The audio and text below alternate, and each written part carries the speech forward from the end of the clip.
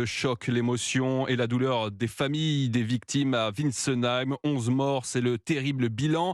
Après l'incendie qui a ravagé hier matin un gîte qui accueillait des personnes en situation de handicap venues de Nancy et de Besançon. Bonjour Tatiana Geselman. Bonjour. Correspondante d'Europe 1 dans le Grand Est, le 11e corps a été retrouvé dans la nuit et l'enquête débute tout juste. Elle se concentre surtout sur l'origine de cet incendie. Et Tatiana, la vice-procureure, précise que le bâtiment n'était pas aux normes de sécurité. Oui, selon Nathalie Kielwasser, vice-procureure de Colmar, le gîte n'était pas passé devant la commission de sécurité pour les établissements recevant du public, les ERP, une visite qui est pourtant obligatoire. Le parquet ajoute que des détecteurs de fumée avaient bien été installés dans la maison, mais que ce n'étaient pas ceux prévus pour les ERP où les normes sont très strictes.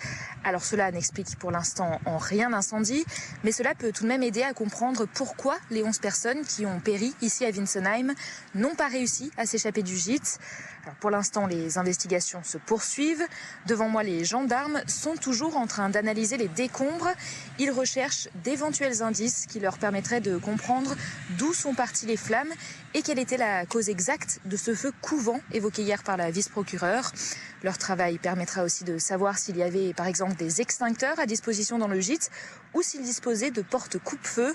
La question du respect ou non de la capacité maximale d'accueil du gîte est elle aussi toujours en cours d'expertise. Les dernières informations de la correspondante d'Europe 1 dans le Grand Est, Tatiana Geselman.